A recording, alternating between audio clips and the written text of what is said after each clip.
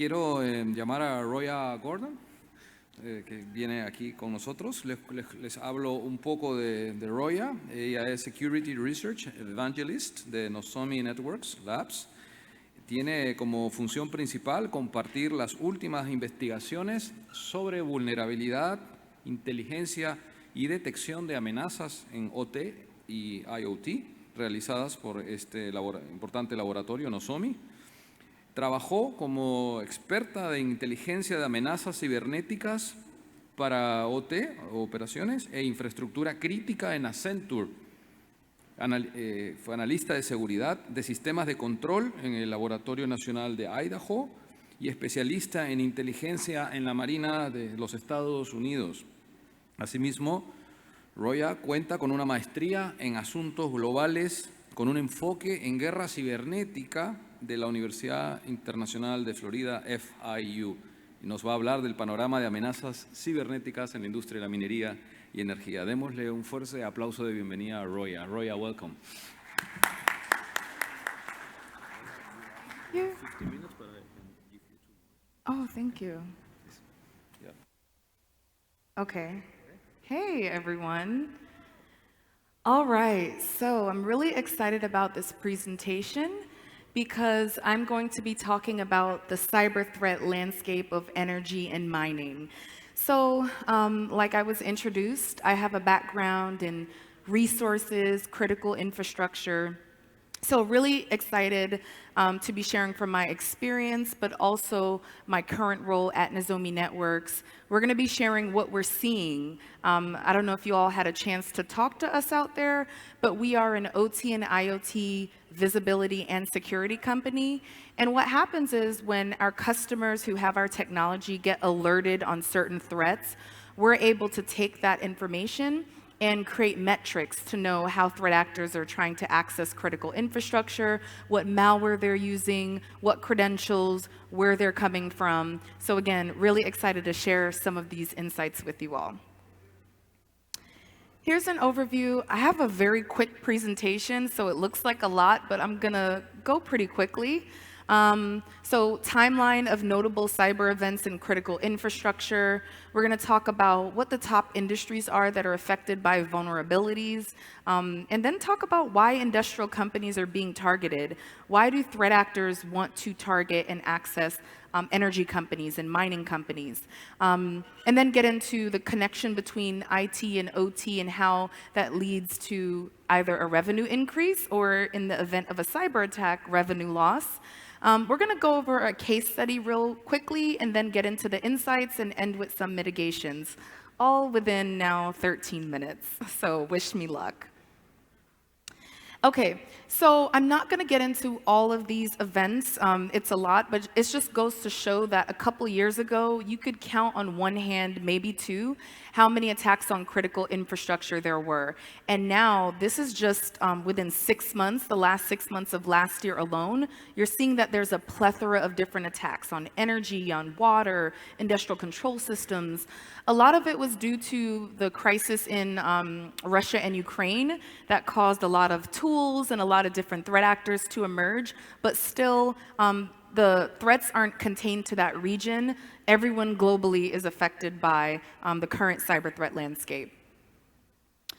So our team analyzes ICS CERT advisories. I'm sure you all are kind of familiar with ICS CERT. So we analyze them to see which industries are most affected by vulnerabilities. Number one is critical manufacturing, and that's because manufacturing, they're incorporating a lot of IoT devices into their environment, so that increases the attack surface. But following critical manufacturing is energy, which comes as no surprise. And then you have wastewater systems, health and just the public sector, and then transportation systems. So we know that energy is highly vulnerable. We know that threat actors are targeting energy, so it's important that we're kind of having the mindset of securing energy assets. Okay, so why are industrial companies targeted? Well, with OT and ICS, any attack on these systems causes disruptions. I want to talk about hacktivism real quick because I know this affects the mining industry tremendously. So there's been more protests in mining than in any other industry. No one's protesting manufacturing companies or protesting electric utilities, but because of the nature of mining, there tends to be a lot of protests. When you couple activists and protesters with cyber capabilities, now they're turning into hacktivists, and they're going to use cyber attacks to shut down processes. We saw that in the Russia-Ukraine crisis, where hacktivists, they shut down a rail transport that was going to transport troops from Russia into Ukraine. So this is something to be aware of. I know there's been lots of mining protests lately. So hacktivists will use it as a means to disrupt operations. Next is emerging technology. I just mentioned it. With the increase of IoT devices, now there's just more access vectors into process control environments. And then data. There's a lot of sensitive data in energy and in mining. I remember I saw sensitive information being leaked on the dark web that was taken from a satellite company that was used in major mining and energy companies. There's geological information, survey location, obviously in E&P, where you're going to drill. This is very sensitive information that obviously can't get into the hands of competitors. So these are the reasons why threat actors are interested now in these industries where before they weren't even thinking about stuff like this. All right. This is a quick slide. I just want to show the connection between IT, OT, and revenue. I talked about this a little on the panel. It's a strategy I use to get board members and executives to understand, why it's important to invest in cybersecurity. We know IT, those are the business systems, the core infrastructure of the company. This is where traditional security started. And then OT, your process control systems, your monitoring systems, the devices that are doing physical movements on a network, on a separate network. And then when you connect these two, you're able to gain visibility into operations, manage your resources, reduce costs, mitigate risks, all that good stuff. But if there's an attack on either of these systems, it's going to lead to a loss in revenue. Now, case study, the Ware cyber attack that occurred at the end of last year, this company is based in Scotland, but I did a look to see where their operations are. They're operating in 60 countries. They have a presence in South America and specifically in Peru.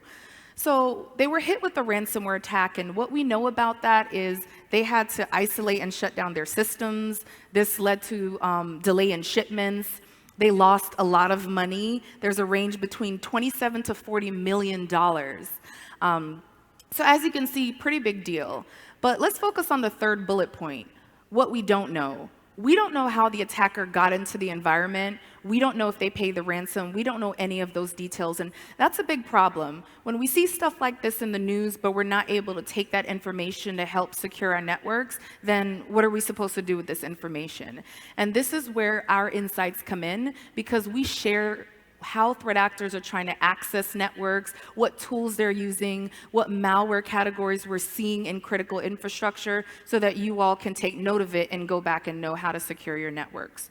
So let's get into what we're seeing. So I'm sharing insights from two different types of ways that we collect this telemetry.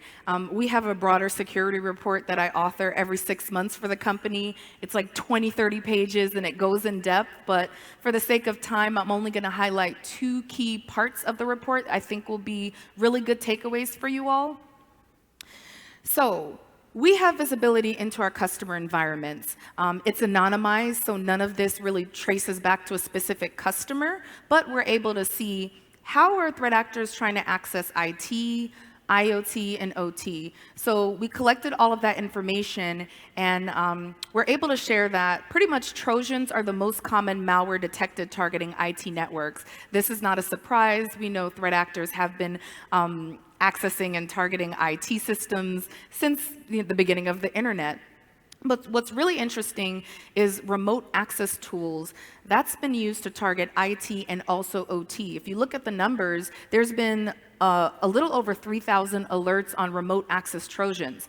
What that means is instead of the threat actor trying to access IT and then pivot, escalate privileges, and get into the OT environment, they're trying to directly access industrial control systems and gain remote control of them, which is pretty alarming. And if you don't have visibility in that network, if you don't have an alert telling you that there's a connection trying to control your device and it's not supposed to happen, then it's going to happen. And then the next is denial of service attacks. That pretty much affects all networks. IT, it affects IoT devices and OT. So we know that threat actors, they're pretty much trying to stop things from working. So in the report, we have another section where we get into malware categories. And if you all want the report, you can go on our website, you can talk to me, I'll be happy to share it. But it's pretty good stuff because this is recent as of the last 6 months of 2022. So every 6 months we do the same thing. So we're sharing current ways that threat actors are targeting critical infrastructure. Now, this next section is information we got from our honeypots. I'm sure you all are familiar with that, but if you're not, honeypots are like decoy environments. So we have a couple of global honeypots that we set up to look like IoT devices and critical infrastructure. And when botnets, malicious threat actors, are trying to access them, we get to collect a lot of juicy information. So we know it's preloaded with credentials, with malicious tools, the different IP addresses, the commands that they're trying to execute. So when we collect that information, we're able to protect our customers' real environment. So this is honestly one of the tools that we use to protect our customers. But what I can share from this is attack source locations. So as you can see, China, the United States, and South Korea, a lot of the attacks or the attempts that we've seen have come from these locations. Now, this does not mean that China is trying to attack people. This has nothing to do with the Chinese government or the United States government. It doesn't mean that threat actors are physically in these locations, but it means that they're compromising devices in these countries to launch their attacks. So you can't trace it back to them. But what it means is, why are devices in these countries more open and more vulnerable than others? And in South America, you can see Brazil is one of the countries that threat actors leverage devices from in order to launch their attacks. In this section of our report, we get into even more details of the different commands that are used. So the shell commands, the execute commands. We get into the preloaded credentials. Believe it or not, threat actors are packaging these botnets with admin 1234. And it's a no-brainer that you should definitely change those types of passwords, but we're realizing in IoT devices, no one ever changes the passwords. Threat actors know this, and they're using the most basic default passwords to access these devices.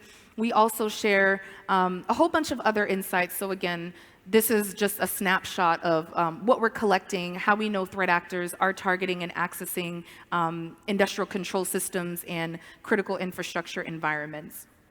Now to wrap it up. So mitigations, I talked about this on the panel.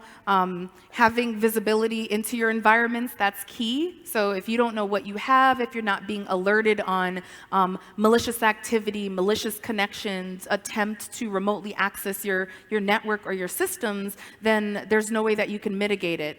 And then doing your management, your vulnerability management, your patch management, knowing when your devices are end of life, knowing when there's a criticality level of 10, so it's like you need to patch immediately. All of that is really important, and that's probably the number one thing you would need to do before you get into all the other mitigations. I talked about threat intelligence, threat detection. I won't harp on that any longer. Pen testing, threat hunting, incident response. Let me ask a question. How many people have an incident response retainer? Wow, okay. So it's very important, and if you're not handling incident response, you don't have a team in-house to handle incident response, it's important to have a retainer, because in the event of a cyber attack, that's the wrong time to try to figure out who's going to help you investigate it. A lot of times, incident responders can help you not pay the ransom. They're able to decrypt the file so you can bypass feeling like you have to pay.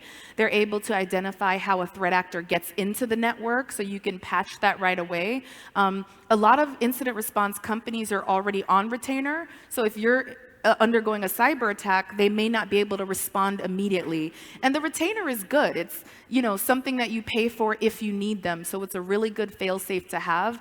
I know with NOZOMI Networks, we don't have an incident response team, but we've partnered with our partners to create a cyber defense elite incident response program. So the top incident response teams in the world, we're making sure that our customers are protected. So if they have some type of cyber attack, they're able to respond. So I love, you know, partnerships and outsourcing. All of that is really good if you can't build these cybersecurity capabilities in-house. Robust backups, I talked about that yesterday. And then last, I do want to harp on industry ISACs, the Information Sharing and Analysis Centers. I'm a part of a few. The electric ISAC, the maritime shipping and transportation ISAC, the oil and gas ISAC. I've done things with the mining and metals ISAC in Australia and did some presentations for Ostmine. This is important because you want to see what other companies in your industry are seeing in their networks. If they're seeing suspicious spear phishing emails, indicators of compromise, sharing that with similar industries, you help to strengthen the industry as a whole. So I would definitely encourage you all to look into an industry ISAC and see how you can join and gain insights into threats to your industry. So with that being said, that concludes my presentation. I will be hanging around today. I know I've been seeing a couple of you all. I have my colleagues here to answer any questions. We'll be with the Radical group. And yeah, thank you for having me.